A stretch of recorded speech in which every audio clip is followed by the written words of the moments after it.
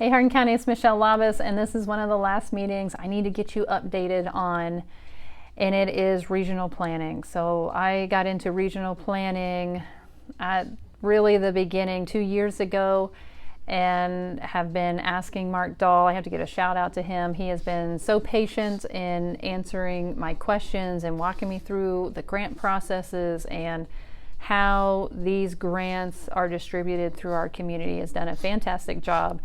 And I feel that I'm now able to follow along with the meetings and understand them. I don't know how well I am going to be at telling you about them, but it is a big milestone for me. And so I'm excited to share this with you. So I'm going to make another video about the actual grant process because it is, it starts so far in advance until the actual construction. And so we'll do that in another one. This one is just the update of, I think they meet once a quarter to update kind of what they're doing. So OPWC is done by numbers. So we're at the end of the 38 group grant award here. They're in the process of bidding out the 39 and now they're applying for the 40. So it's you always have kind of these three groups always being juggled with these big grant processes. So these are things like road paving. So McDonald Township Road 210 is going to be paved this year. Blanchard Township is 165 and Jackson Township is 150, maybe over to 160. I don't know my notes here. Out to bid is for Goshen Township 235. Buck is going to get 190, will be widened and paved, and then Washington will be 150.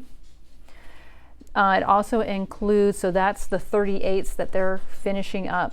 39 is the Ada water treatment plant. They had a bunch of updates over there that they got grant money for because they kind of got additional money. So Mark Dahl does a really good job of kind of saying, okay, Ada gets the pot of money this year, and then Patterson gets a pot of money, and then Forest and Kenton, and so they kind of travel it around based on you get extra points for that being your year, and then they kind of switch them between townships and municipalities, and so you're kind of taking that grant money and making sure that it's spread around, and I just truly appreciate that and how he gets that accomplished. So Ada kind of got that money to get their water treatment plant updated.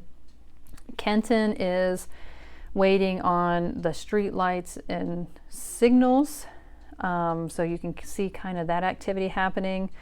This year they're going to get 4 to 5 roads paved around the city, to get the final coats on to do those things. So those will finally be finished. And then phase 1 of the sewer line that's going to go down there under Perry Street for the roundabout. Okay. Alger is going to get, I think it's Place and Smith Street paved. Forest is going to have 3 roads paved.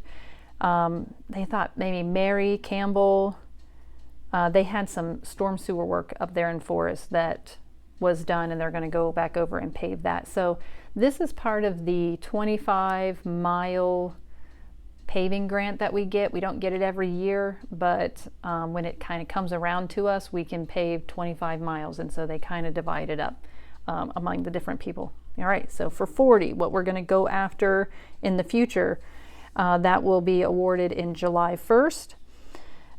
Again, we're back at Forest, Alger, and Taylor Creek. And then I think Kenton, I have Kenton here for 500,000. It's probably some more downtown work or roundabout work. So that's the OPWC. Now CBDG is more of like housing type stuff. And so they're done by award year, I think, but they're done by year. And so we've got 25, 24, 23, and 21. And so they're finishing up 21. There was some, well, again, it's the storm work over in Forest. So they're kind of finishing that up, and then they're going to get it paved. 23 is Ada, so kind of finishing up the Ada project that they got awarded. It was $750,000 for Ada, and that money, it's kind of like the revitalized money, will be going to Patterson this year. So you think little old Patterson, they don't have much, but they don't also have a lot of money, and so this grant is going to be great for them, and so they're starting to bid all this out, and they're going to pave some streets, they're going to get a tornado siren, some catch basins, some storm sewers, and they're going to be able to demo 2 houses with that money. It looks like Ada is going to use a portion of that money to do some sidewalk work in Block 4, and Kenton is going to have a Phase 2 Wharton Park playground equipment. So it's hard to spend $750,000 in Patterson, so they've done everything that will fit inside of that grant bubble, because they definitely have a lot of stipulations. So they did everything that they could do over there in Patterson, and then they've used the rest of that money to some other projects that are around. Okay, now we come to 25, and Ridgeway is up with the Phase 2 of their storm sewer. So the bid is done, and they're going to get Liberty and South Street paved, which I'm sure will be really nice. So I think that's it. So that's CBDG. So you can kind of see, you know, it's a lot of storm sewer work, but it encompasses other things, you know, like the playground equipment. All right, so we also have the Revitalize, a Revitalize type grant, or maybe that's part of the 750. Ooh. But Kenton, some grant work that they're going to have down for their downtown is finishing the corners, their final pavement, and fix a manhole. So I don't know how it happened, but I think it's in front of the city building, but they have a manhole that got paved over, and it was just done wrong. And so the construction companies, they're going to have to come back and kind of dig that all up and fix it, and then have that finished. So and then the bases are poured for the lights and signals. So that's kind of, if you look at Kenton grant money as a whole, that's kind of what's going to be happening down there. And of course the roundabout, we got trees going down there, and they're going to be putting in that sewer line and getting ready for the roundabout. They have brownfield money, and I believe this is brownfield money, but so brownfields are like where you have toxic chemicals leach into the ground, and you know, it's kind of toxic, and it's like, you know, for the betterment of the environment, we need to get this cleaned up, asbestos and those kinds of things. They're waiting on $1 million grant to come through to get the asbestos out of the county home and to demolish that. So I think the county really wants to get that down and open up that 309 easy access to, they were going to rezone it to industrial so that you can get a factory or something in there, and then you're kind of right there on 309. So 27, we have the neighborhood revitalize there for Dunkirk and Forest. Oh, so I think they're looking for ideas. Right, okay, so here's how this works. So Mark Dahl's the grant writer. So for this 27, it's $750,000, this revitalized money, and he sends out a note to all the municipalities, and I suppose, yeah, municipalities, not townships, and asking for ideas. What do you guys want to see in the coming years? What kind of help do you need with?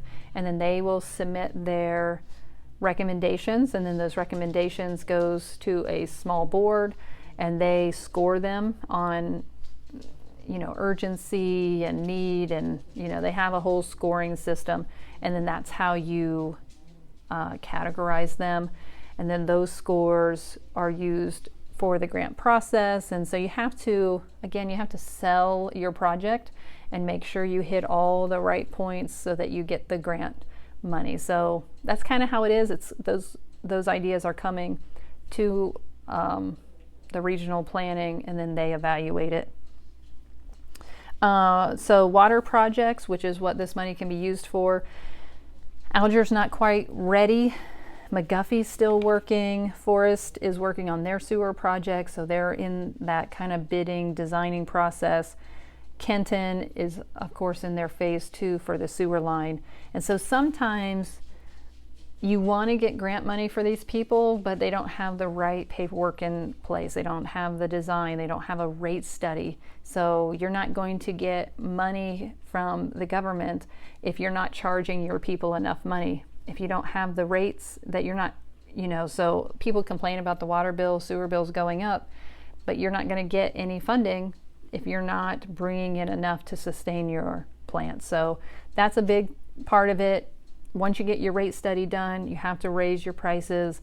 Once you raise your prices, now you can show on your grant that you've got kind of money coming in, and then that looks good. And so it's a very long term, and sometimes you're waiting for these villages and things to catch up and be on board. Okay, we are keep going here. They also talked about the comprehensive land use.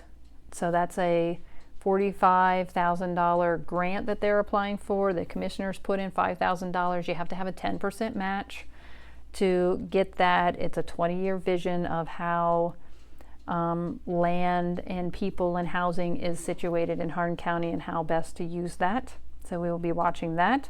April 9th is the full commission of the regional board. This was just the executive group that meets. The full commission's like 45 people, and the executive group is maybe, 12 or so. Oh, I didn't get asked this. They talked about replacing the windows in the Widow's Peak of something.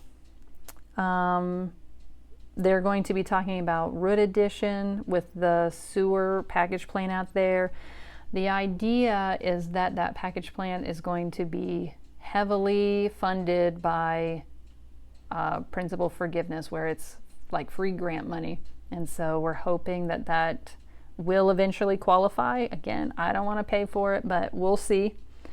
It's very similar to what's happening over in DOLA and Hardin Northern. Hardin Northern school system needs to tie into Dunkirk sewer. And so they're looking at, instead of doing one line from Ohio Northern to Dunkirk and then leaving DOLA out there all on its own, they want to try and get that sewer line to go out 81 and kind of hit DOLA and the school. Really big project, but it just makes sense when you say, look, you're going to pay twice as much money to put two lines out there when we can kind of group it together and then regionalize, right? So when you take one sewer entity and combine it with another one, you can get those regionalization monies. So, how you design it and how you present it makes all the difference. There's a brownfield over in Forest from 22, so 22 year. It's the old tractor or old trailer factory, and it sounds like they've already put like $300,000 in it. I don't know, the wall collapsed. They have to do some coring to do samples of the ground, and they just keep waiting and waiting on the gentleman over there, and so they're kind of running out of time, so they're hoping to get that moving. The Dunkirk Masonic Lodge is taken care of, and the grain and feed Comstock elevator is taken care of. Mall's Produce down south of town is done. They just need to take the tanks out.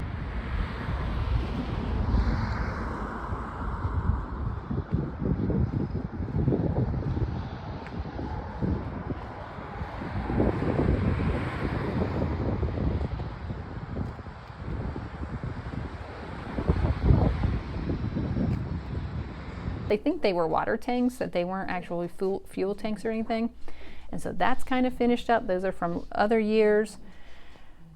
The 24 brownfields, they have 14 units, and those are all out to bid. The Kenton skating rink is included in there, and so they're kind of waiting to see what the owner is going to do with that. It's your building, But if you want help to take care of it, because it is an environmental eyesore kind of thing, that you can get money to help with it. And so we'll see what that is. The old laundromat had come down. Oh, the Tice's land out there south of Kenton on 68. They have the solar people on there. They need to get back in there to take corings back there. They kind of got run off by the solar people, so they got to work all that out and get that so they can get it moving, because the idea is that they can get that ground taken care of and kind of categorized. When the solar people are off there, they can get industry in there. And so you kind of have to know what you're working with before you can sell and out a bid for that property. Mall's produce has been taken care of.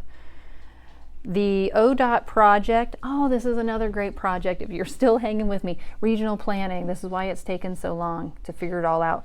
There's an ODOT project for a safety sidewalk that's going to go from Hester Street, which is there at Sherwin-Williams, and it's going to go all the way down to Walmart, right? Because we know everybody walks just on the side of the road in the rain, in the dark, and it's very unsafe. And so they're going to get all new curbs and sidewalks in that kind of downtown shopping area on the one side, so people have a safe way to get to and from Walmart.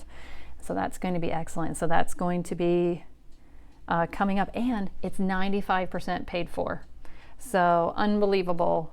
We're going to get this huge asset to keep drivers safe and to keep the people walking safe, and we're going to pay just a teeny tiny bit of it. So, all right, Hardin County, I know this is long, but this helps explain when you see construction going around. This is done by grant money, and a lot of it is paid for, and so we should just be thankful and happy that our money, tax money, is coming back to us. Okay, we'll talk to you later, Hardin County. Bye.